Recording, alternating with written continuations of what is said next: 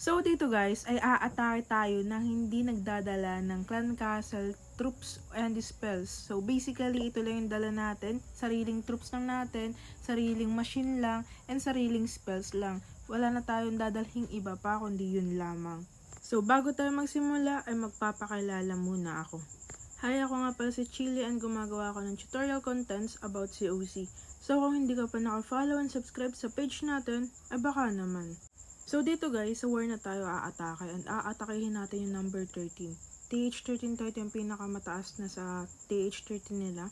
So as you can see, ito yung base na aatakehin natin. And ito naman yung dala nating troops composition. Gagamit tayo ng Warden Walk with Super Witch and Sage Barracks. Okay sana kung Flame Flinger yung dala natin. Kasi maganda maglapag dito ng Flame Flinger sa may 6 o'clock. Unfortunately, wala pang Flame Flinger sa TH13. And hindi naman tayo pwede mag-request dito kasi no clan castle, troops, and spells to. So, Sage Barracks lang yung dadalhin natin doon.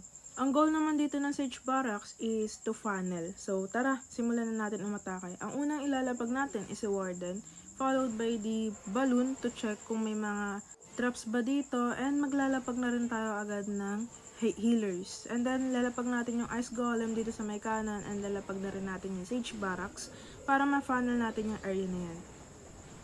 And we wait lang natin na matapos ni Warden yung paglinis sa area na yan, and maglalapag na tayo ng main troops. Ang kaso nga lang, nasense ng DK yung Warden natin, kaya ilalapag na natin si King. Ang unang nilapag ko dito is Baby Drag. Unfortunately, may trap pala doon, kaya si King na lang yung nilapag ko. Kasi kung hindi natin susuportahan si Warden dyan, mamamatay or mapu-force yung ability ni Warden. So as you can see, nilapag ko na rin Super Witch and followed by the Queen. Susunod sa atin si Warden kasi ito yung main troops natin. Hindi niya susundan si King. And as you can see, ang ganda ng pag-funnel natin doon. Papasok lang yung mga troops natin and yung heroes natin sa may Eagle.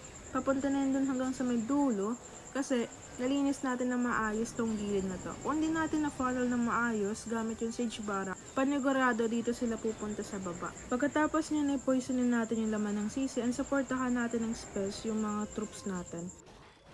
As you can see, finrest ko muna yung Single Inferno kasi threat yun sa Super Witch natin. And naglapag na rin ako ng Jump Spell para magkaroon ng access yung troops natin dun sa gitna. Tapos gumamit na rin ako ng King's ability. Ang gamit ko pala dito kay King is Spike Ball and Earthquake Boots para wasak talaga yung gitna. And as you can see, wasak na yung bandang gilid dito sa may kaliwa. And ayun, tinitira na ng main troops natin yung TH. So mukhang makakaswerte tayo dito guys. Nilapag ko na rin si RC sabay bandang 6 o'clock and gumamit na rin ako ng ability niya. And na-force dito nga yung ability ni Queen kasi hindi ko agad nalapag yung free spell. So as you can see, may haba pa yung oras natin and marami pa tayong panglinis dito. And nilapag ko na rin dito yung minions and yung nag-iisang archer na dala natin. Nilapag ko na rin yung wall breaker. So mukhang matsambahan natin to guys. Ingay na aso guys.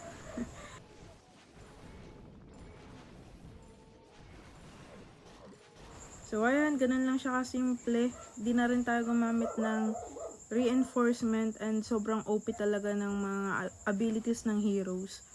So siguro kahit na solo player ka lang or wala kang clan, ay kayang-kaya mo talaga.